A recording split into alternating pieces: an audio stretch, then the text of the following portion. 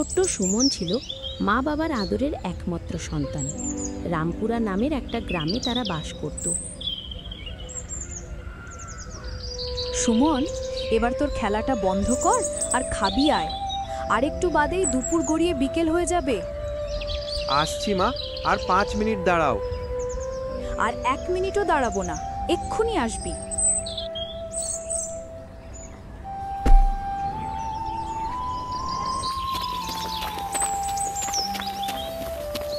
নাও, চলে এসেছি। আমার সোনা ছিলে। ওই তো তোর বাবাও এসে গেছে। বসে যা, দুজনেরই খাবার আনছি।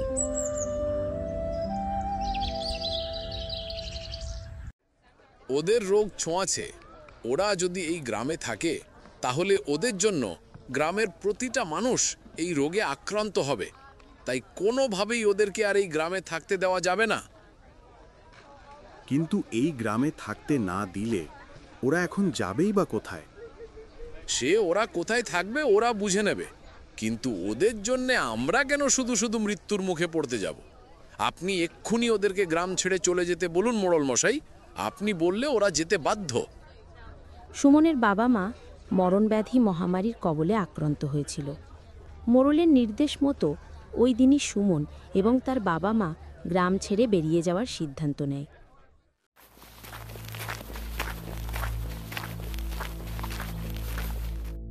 সুমন, তুমি চাইলেই এই গ্রামে থাকতে পারো, কারণ তোমার বাবা মা এই রোগে আক্রান্ত, তুমি নয়।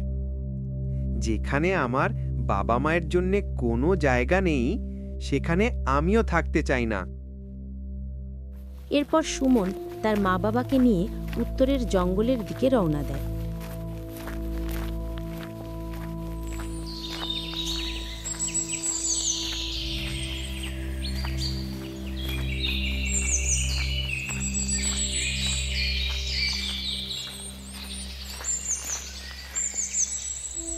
আমি আর হাঁটতে পারছি না, খুবই দুর্বল বোধ করছি। ঠিক আছে বাবা, তোমাকে আর হাঁটতে হবে না, তুমি এখানেই বসো। আমি আসলে একটা ভালো জায়গা খুঁজছিলাম যেখানে আমরা ছোট্ট একটা কুঁড়ে ঘর বানিয়ে থাকতে পারবো। অবশ্য এই জায়গাটাও মন্দ না, বাড়ি বানানোর জন্য যথেষ্ট উপযুক্ত। মা, তুমিও এখানে বসো। আমি চারপাশটা ঘুরে সেখান থেকে কিছু কাঠ, পাতা, মাটি সংগ্রহ করি, যা আমাদের বাড়ি বানাতে সাহায্য করবে। এরপর সুমন জঙ্গল থেকে মাটি, খড়, পাতা সংগ্রহ করে নিয়ে আসে আর তাদের তিনজনের থাকার মতো একটা ছোট্ট কুঁড়ে ঘর বানায়। মা, তোমরা একদম চিন্তা করো না। আমি জঙ্গল থেকে ফল সংগ্রহ করে সেগুলো বাজারে বিক্রি করে টাকা জোগাড় করব আর তোমাদের সুস্থ করে তুলব। তার ছোট্ট বয়সও সাহস ছিল পাহাড়ের মতো।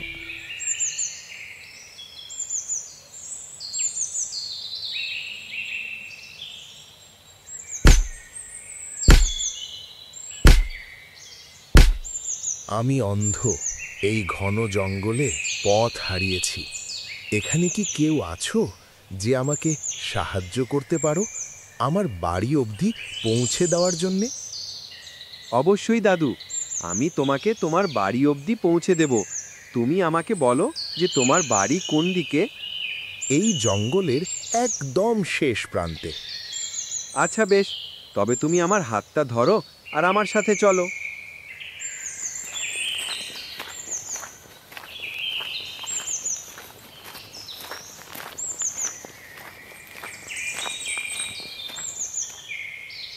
এই অন্ধকে তার ঠিকানায় পৌঁছে দিয়ে তুমি অনেক বড় উপকার করেছো বাছা। আমাকে নিয়ে বাড়ি ফেরার পথে তোমার মুখশ্রীতে একটা ফ্যাকাশে ভাব লক্ষ্য করেছিলাম। তুমি যদি কোনো সমস্যার মধ্যে থাকো তো নিঃসংকোচে তা আমায় বলতে পারো। আমি সম্পূর্ণরূপে চেষ্টা করব তোমাকে সাহায্য করার। আসলে সুমন সেই বৃদ্ধকে সব কিছু বিস্তারিত বলে, তার বাবা মায়ের অসুস্থতা এবং তার অসহায়তা।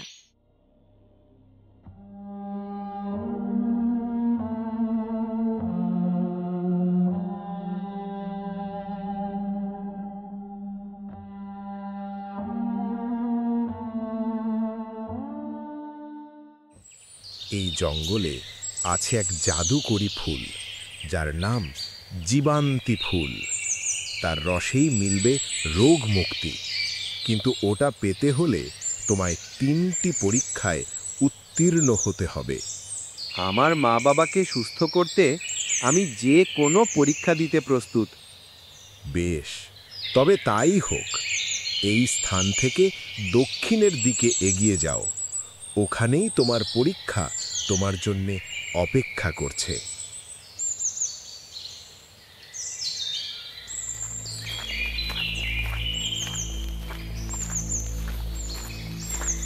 এরপর সুমন বৃদ্ধের কথা মতো দক্ষিণের জঙ্গলের দিকে এগোতে থাকে, আর পথ চলতে চলতে এমন এক বনে ঢোকে যেখানে প্রতিটি গাছের ছায়া নড়ছে। একটা আওয়াজ বারবার ওর কানে এসে লাগছে। ফিরে যাও বাছা, ফিরে যাও। এ এক মায়াবী বন। মানুষ ভেতরে ঢুকলে বারবার ঘুরে একই জায়গায় চলে আসে। ফিরে যাওয়ার জন্যে আমি আসিনি, তখনই ফিরব যখন আমার প্রতিটি পরীক্ষায় উত্তীর্ণ হয়ে আমি আমার উদ্দেশ্য সফল করব। সুমন আবার সামনের দিকে এগোতে থাকে, কিন্তু চারিদিকে শুধু বড় বড় গাছ। সে কোন পথ ধরে হাঁটবে কিছু বুঝতে পারছিল না। আর তখন একটা বড় পাথর সে তার চোখের সামনে দেখতে পায়, যাতে লেখা ছিল, যা দেখা যায় তা সত্য নয়, যা শোনা যায় তা মিথ্যে নয়। চুপ করে থাকলে পথ খুলে যায়। বলো, আমি কে? সুমন মনে মনে ভাবে যে এই প্রশ্নের সঠিক উত্তর নীরবতা। তাই সে চোখ বন্ধ করে আর চুপ করে থাকে। এই প্রশ্নের সঠিক উত্তর ছিল নীরবতা। তাই তুমি নীরব থেকে তোমার প্রথম পরীক্ষায় উত্তীর্ণ হয়েছ। যাও, তোমার পথ তোমার জন্য অপেক্ষা করছে। প্রথম পরীক্ষায় উত্তীর্ণ হয় সুমন, কারণ সত্যিকারের সাহস মানে নিজের ভয়কে নীরবে জয় করা। এরপর এক আলোর রাস্তা তার সামনে খুলে যায়, আর আবার সে হাঁটতে শুরু করে।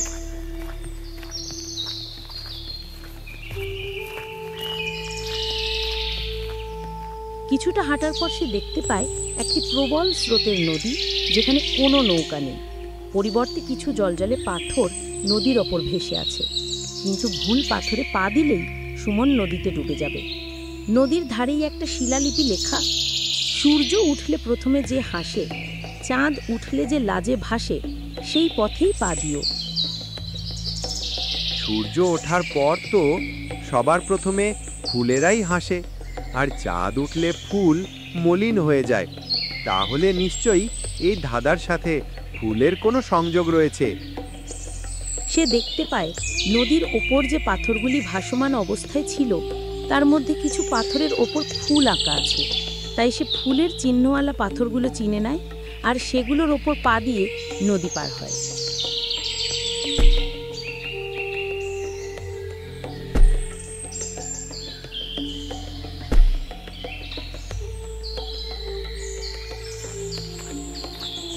তুমি তোমার দ্বিতীয় পরীক্ষাটিতেও উত্তীর্ণ হয়েছ।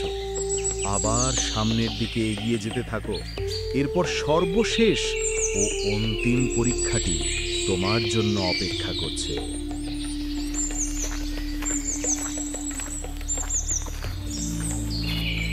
সুমন হাঁটতে শুরু করে, আর অবশেষে সে পৌঁছায় এক আগুন উগরানো গুহার সামনে, যেখানে পাহারা দিচ্ছে এক অগ্নি পাখি। গুহার ভেতরেই আছে সেই জীবান্তি ফুলের গাছ।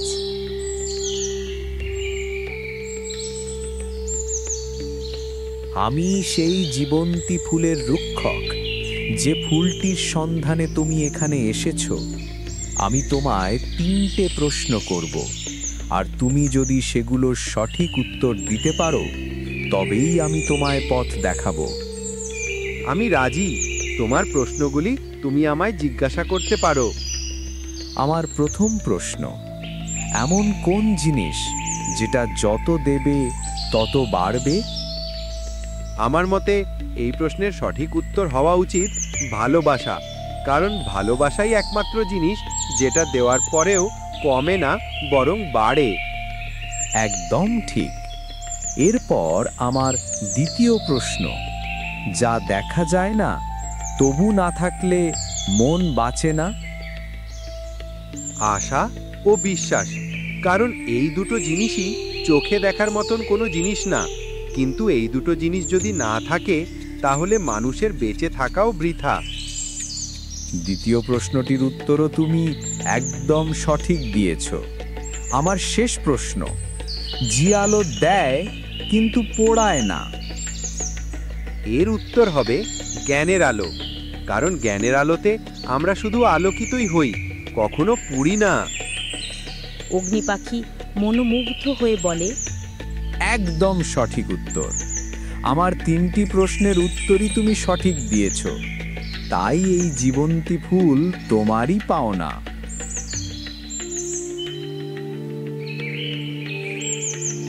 এই সেই আগুনের গোলক যেটা তোমাকে জীবন্তী ফুল তুলতে সাহায্য করবে। কিন্তু এই আগুনের গোলকটা আমার কি কাজে আসবে? প্রথমত, এই গোলকটি গুহায় প্রবেশ করার জন্য অগ্নি ঢাল হিসেবে তোমায় সাহায্য করবে। দ্বিতীয়ত, জীবন্তী ফুলের শরীর এই আগুনের গোলকের থেকে উত্তপ্ত, যা সাধারণভাবে কখনোই কেউ স্পর্শ করতে পারবে না।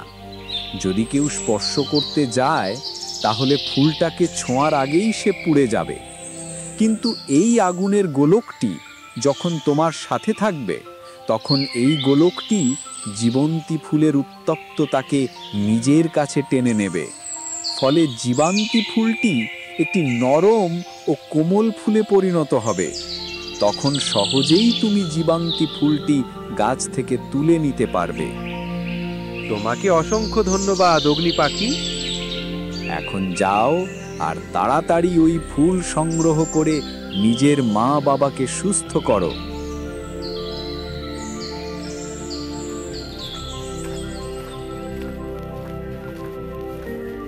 সুমনের চারপাশে সেই আগুনের গোলকটি উজ্জ্বল হয়ে ওঠে, আর সে গুহার সামনের দিকে এগোনো মাত্রই ধীরে ধীরে গুহার 2 দেয়ালের আগ্নেয়গিরির তাপ নিস্তেজ হয়ে আসে।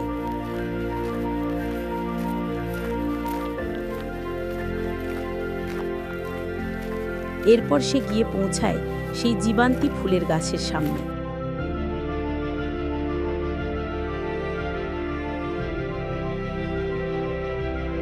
এক মুহূর্তের জন্য ফুলটা আলো ছড়ায়, তারপর নরম হয়ে সুমনের হাতে স্থির হয়ে যায়।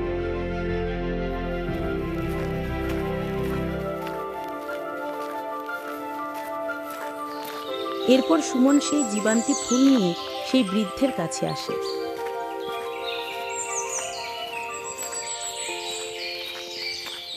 এটাই কি সেই ফুল যার কথা তুমি আমায় বলেছিলে? এরপর বৃদ্ধ সেই ফুলটি হাতে স্পর্শ করে দেখে আর বলে, হ্যাঁ, এই সেই জীবান্তী ফুল। এখন তাড়াতাড়ি তোমার বাড়ি যাও আর এটা বেটে তোমার মা বাবাকে খাওয়াও। এরপর সুমন সেই জীবান্তী ফুল নিয়ে তার নিজের বানানো সেই জঙ্গলের কুঁড়ে ঘরে ফেরে আর ওই ফুল বেটে তার মা বাবাকে খাওয়ায়।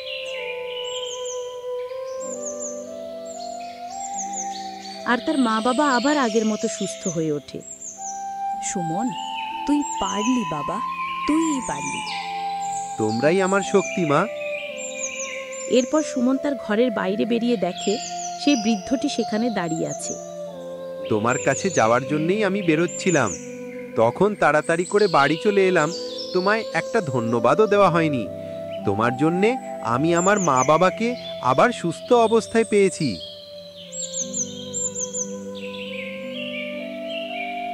আমি এই বনের রক্ষক আত্মা।